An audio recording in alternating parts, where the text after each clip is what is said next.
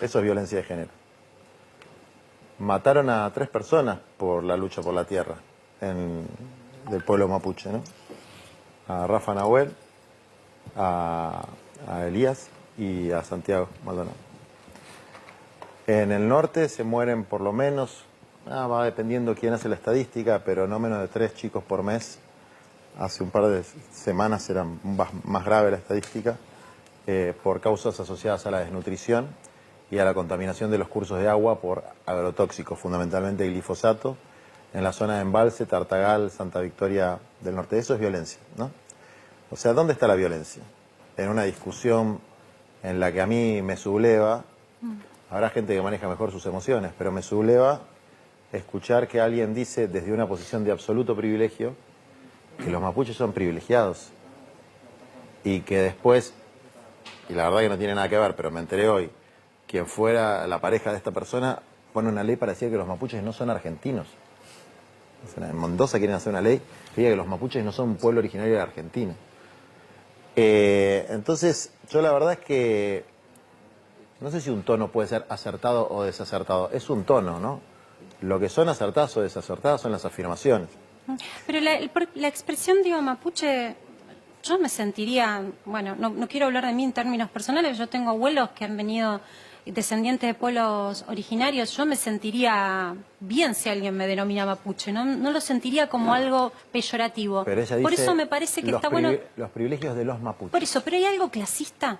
¿Hay algo clasista en el discurso que vos sentís? Y pongámoslo sobre la mesa y no miremos para otro lado. Hablemos de qué está pasando en Argentina. Cuando en un titular se habla de violencia mapuche, es como si yo dijera violencia judía. Es lo mismo. Se está denominando un pueblo, eso es un racismo. A un pueblo entero se le adjudica una categoría negativa. Cuando se habla de privilegios mapuche, como si los mapuches tuvieran privilegios, ¿no? Hay que ser, la verdad, sinvergüenza para decir que los mapuches tienen privilegios. Son pobres de toda pobreza, como los pueblos originarios en general en la Argentina, privilegios no tienen y tierras tienen muy pocas. Entonces sí, eso es xenofobia. Hay xenofobia cuando se reprime a los senegaleses que venden en la calle y nosotros defendemos a esa gente que no defiende a nadie.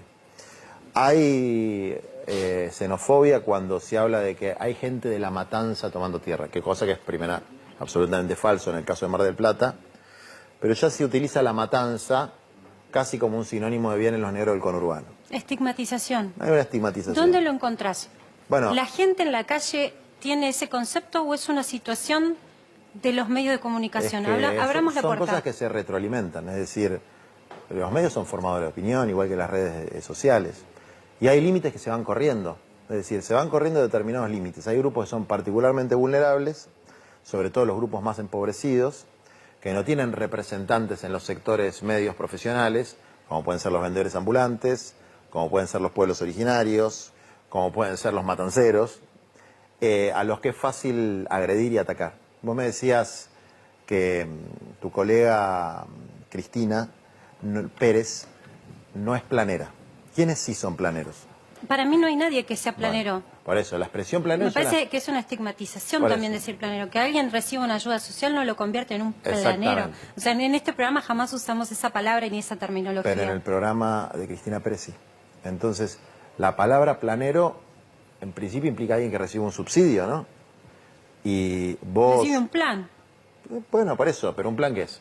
Un subsidio, un programa instancia. De asistencia social. Sí, y los descuentos en la factura de luz, de gas, de agua, la pauta que recibe un canal de televisión, que también es dinero del Estado, los subsidios al transporte, al subte, etcétera, el previaje, ¿no? Sí. Que usaba mucha gente, el previaje, te pagan la mitad del viaje, el subsidio a la empleada doméstica para las personas que pueden tener una empleada doméstica.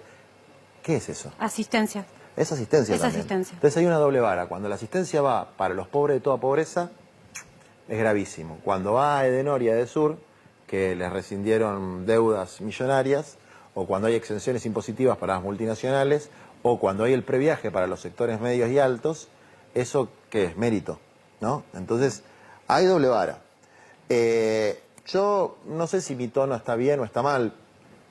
Creo que hay una violencia sutil, edulcorada, que cuando se menciona a los mapuches como privilegiados, cuando se habla de una toma de tierra cuando hay legalidad en el acceso a la tierra a partir de un convenio con el propietario de la tierra, que es la Administración de Bienes del Estado. Sí, ahora vamos a hablar porque eso fue lo que pasó en la provincia de Buenos Bien. Aires. Yo lo tengo acá y más allá de que lo vea, digo, está planificado. Esto no es que me lo diste a mí, vos tenés este programa que lo vamos a ver en un rato, vamos a explicar qué es lo que intentás hacer o lo que proponés hacer con este proyecto de producción que está avalado por la provincia de Buenos Aires. Sí, Ahora vamos a charlar de eso. Y cuando se apela a dos cosas, ¿no? Que es la violencia por mano propia. Yo, la verdad, en un momento decía, después vi que le pasaron unos papelitos con esto de la sotana del Papa, ¿no? Como una especie de chistes, no sé cómo decirlo, de metáforas, que estás colgado de la sotana del Papa, cosas por el estilo, que la verdad no tiene ningún sentido, eso no me preocupó, porque son cosas que se dicen. Pero lo que sí me preocupó es cuando dijo, te corrieron 3 gauchos. La verdad que a mí no me pasó. Nunca tuve ese problema, gracias a Dios, que me haya corrido alguien, porque nunca vinieron 3 gauchos con un rebenque a pegarme a mí. Nosotros, cuando hicimos la actividad de reafirmación de la soberanía nacional sobre nuestro lago, que es el lago escondido, que es nuestro, no es de Lewis, eso sí está en la Constitución claramente, no nos pasó nada. Pero un mes y medio después fue otro grupo al que efectivamente le pegaron mucho. De la Cámpora, ¿no? No sé qué grupo fue. Pero una agrupación política, pero, o representantes de una agrupación sí, política. Fueron a hacer una acción parecida y sí les pegaron mucho. ¿Eso está bien? Yo creo que la violencia no está bien nunca, pero también te quiero poner sobre la mesa qué pasa que ustedes, cuando ven que hay un derecho vulnerado, por ejemplo en el caso de gente que no tiene dónde dormir y está reclamando un territorio que considera que le pertenece, como puede ser un pueblo originario, ¿por qué no se dirimen la justicia y está la sensación de que tienen que ir y poner el físico con todo lo que eso representa, Juan? Con la invitación a veces a la violencia, que es la respuesta de un otro. Sí, mira, ahí hay un poco de mitología, por lo menos en relación a mí, ¿no? Que es, yo nunca hice una toma de tierras, jamás. Hice protestas y una vez que se producían tomas de tierra, que es un problema de matemática, y tiene que ver con este proyecto y tiene que ver con un montón de otras cosas. Sí, las familias son más numerosas, pero no solo de los más pobres, los sectores medios también. Y alquilar es dificilísimo. Para el hijo de un profesional comprarse un departamento, ni siquiera en Capital Federal, en Lanús, es imposible, nadie tiene $70.000 para comprarse un departamento. Y acceder a un terrenito es un sueño, que para nuestros abuelos era gente humilde, ¿no? Gente laburante, era una obviedad que ibas a tener un pedazo de tierra para vivir. Sí, y que claro, ibas a la tener aspiración de la clase media. Claro, era viable, ¿no? No era una aspiración imposible, ahora es un imposible. Entonces, ¿qué es lo que va a pasar? ¿Por qué hay 5.500 barrios, asentamientos en la Argentina? ¿Porque Grabois mandó a tomar la tierra a la gente? ¿No es un problema más profundo que ese? Y lo que nosotros planteamos son respuestas. Porque cuando los problemas no se solucionan, la violencia emerge. Y cuando la violencia está desorganizada, digamos, cuando es esta guerra de todos contra todos, cuando es peor. Entonces, si vos tenés un montón de gente que necesita tierra y vivienda, hay que organizar esa demanda y hay que garantizar una política pública como esta, legal, para poder realizarla. Ante la justicia hemos hecho un montón de planteos y muchas veces los ganamos. En el caso de la tierra de Dolores Echeverre, bueno, hoy el ex presidente de la Sociedad Rural y ex ministro de Macri está procesado con confirmación de cámaras por esa estafa. Solo que eso no sale en las noticias. Nosotros hicimos una reivindicación junto a Dolores del derecho a esa tierra, ganamos en primera instancia, la Cámara revocó la sentencia que nos daba la posesión del lugar, y ¿sabes lo que hicimos a los 15 minutos? No fuimos. ¿Y qué pasó con esas tierras? Está en litigio. Hoy está en litigio. No hay ninguna familia viviendo ahí. No, está en litigio y de hecho los Echeverre corruptos le están pagando a Dolores una medida cautelar de más de 200.000 pesos por mes hasta que se dirima al fondo. O sea, como la justicia considera que cautelarmente hay un principio de verosimilitud en lo que se está planteando, hasta que se dirima el juicio, le tienen que pagar. Tan equivocados no estábamos.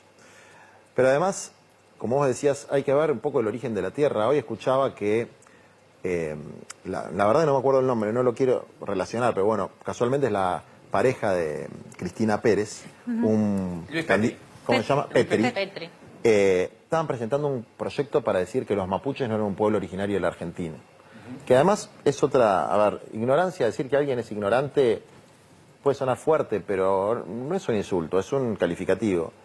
La ignorancia sobre, bueno, ¿cuándo se constituyó el Estado argentino, no?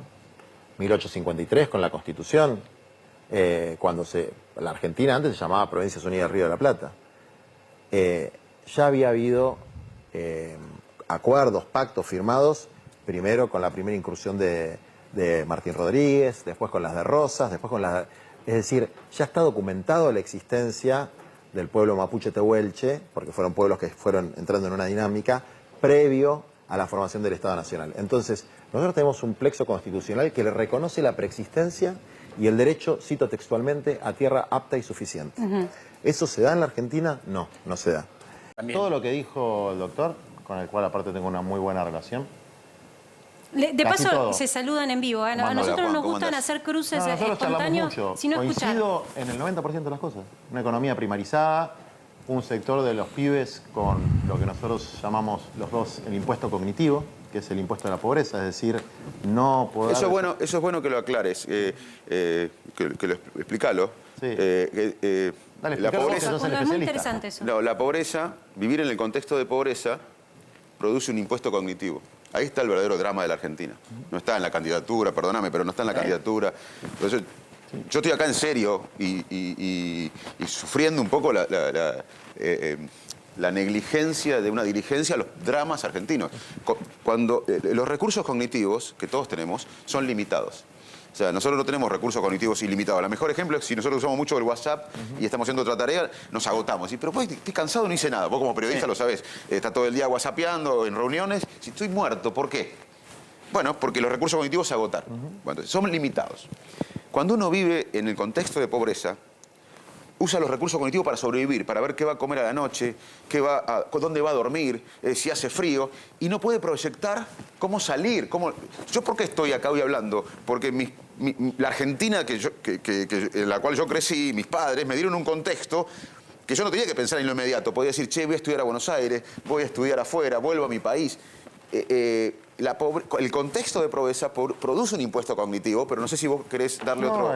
Es que cuando estás en la lucha por la subsistencia, la verdad que andar pidiéndote meritocracia es de una crueldad, porque la lucha por la subsistencia agota tu capacidad, te deja muerto. Y que le está pasando a los pobres y le está pasando a la clase media también. Exactamente. Es el burnout para la clase media, para los pobres otra cosa. Ahora, esa es la diferencia también entre mérito y meritocracia. Exactamente. Sí. O sea, yo creo en el mérito. O sea, mi vida está basada en el mérito, mis emprendedurismo, mi fundación. Ahora, la meritocracia, si no salimos del mismo escalón, es oligarquía. Así es. Totalmente. Bueno, y quiero agregar una cosa. La educación no es un problema, es el problema. Y es el problema que está relacionado con absolutamente todo. La principal correlación entre la criminalidad es la deserción escolar. No es ni la pobreza, ni la droga, todo eso influye. Pero la deserción escolar es la principal correlación con la delincuencia violenta. Es decir, si los pibes se nos siguen yendo a la escuela, después hablemos de la calidad educativa, pero si los pibes se van de la escuela, que es lo que está pasando, y cada 2 pibes uno va a terminar mal. ¿Por qué se van? Primero porque tienen necesidad de laburar, segundo porque la escuela aburre en general, tercero porque efectivamente, no sé, esto de Río Negro me enteré recién, pero en Chubut tuvieron 3 años sin clases, 3 años.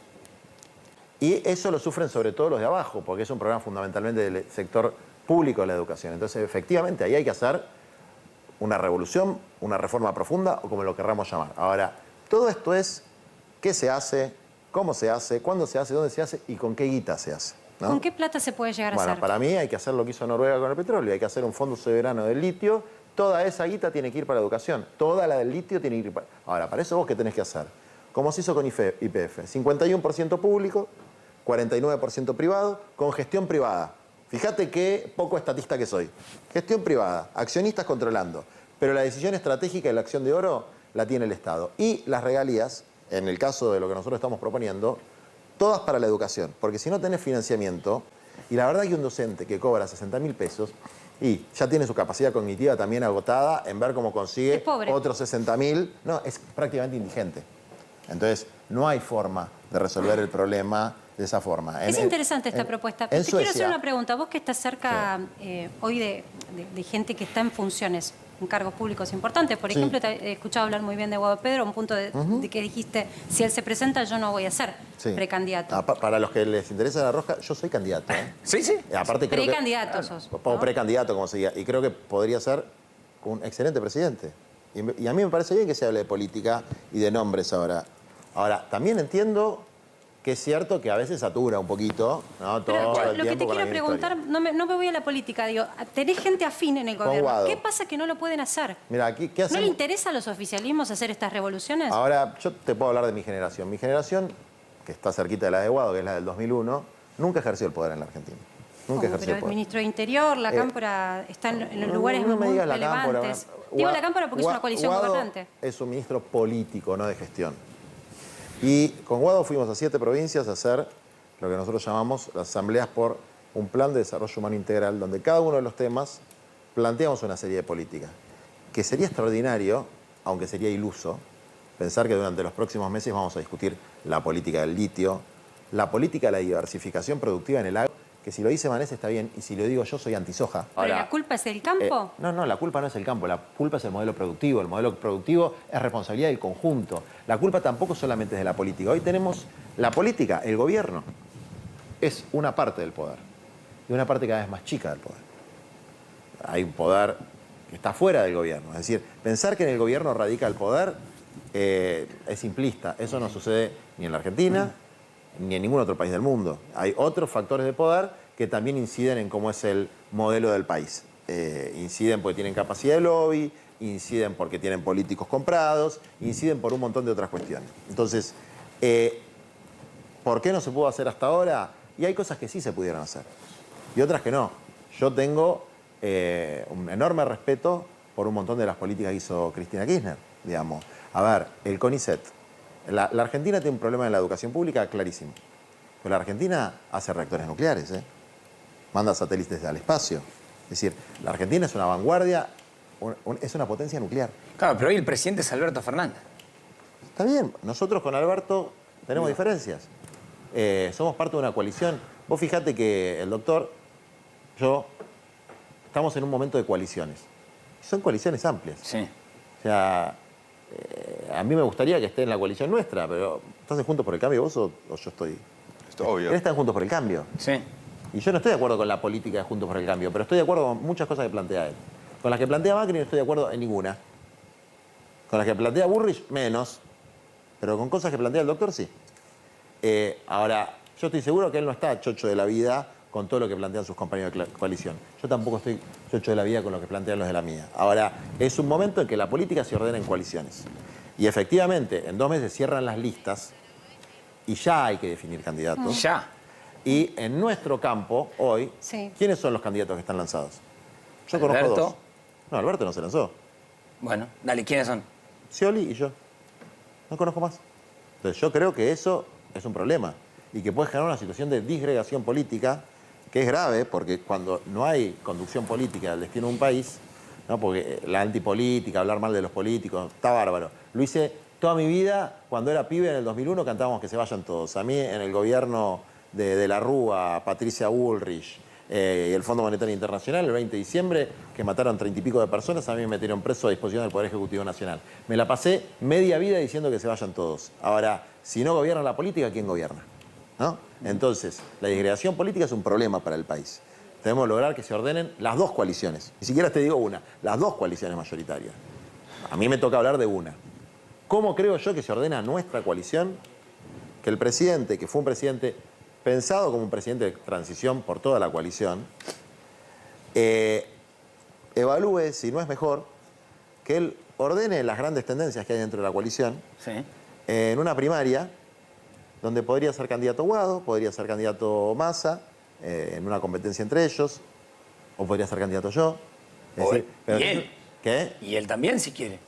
Bueno, yo creo que él tiene que adoptar una posición de estratega electoral y que creo que no es lo mejor en este momento. ¿Por qué? Porque me parece que hay un problema de gobernabilidad si vos tenés al presidente como candidato y a su ministro de Economía, por ejemplo, como contrincante interno. Que es muy difícil sostener esa campaña, además en un clima de volatilidad financiera como el que tenemos. Entonces, imagínate que el ministro que está negociando en Washington y el presidente que está negociando en la oficina de al lado se empiezan a pelear públicamente. Bueno, hay un problema de gobernabilidad ahí. Y falta. ¿No está pasando eso? No está pasando. ¿Vos escuchaste declaraciones No, de escuché a Massa? Malena Galmarini, que es me parece que de Frente de Todos es una de las representantes líder, Malena decir que le Galmarini- molestaba que se filtrara desde Casa de Gobierno Sí. Pero eso plan económico. son todos problemitas de pasillo, digamos. Porque yo sepa, Malena Galmarini es la presidenta de AISA, Aguas y Saneamiento. Es militante del Frente de Todos, política. Sí, y del Frente Renovador de Massa. Y yo estoy totalmente en contra con la política económica de Massa y estoy en contra con las prácticas políticas de Massa y en general con los políticos que cambian de partido 40 veces. Pero lo cierto es que... Saludo para Sergio. No, para mí Sergio Massa es un candidato inmilitable. Ahora, eso es lo que opina Juan Grabois, que no tiene ningún cargo público. Si esto que yo estoy diciendo lo dice Alberto, es un problema institucional. Entonces, Juan, bueno, hay que cortar un poquito con eso.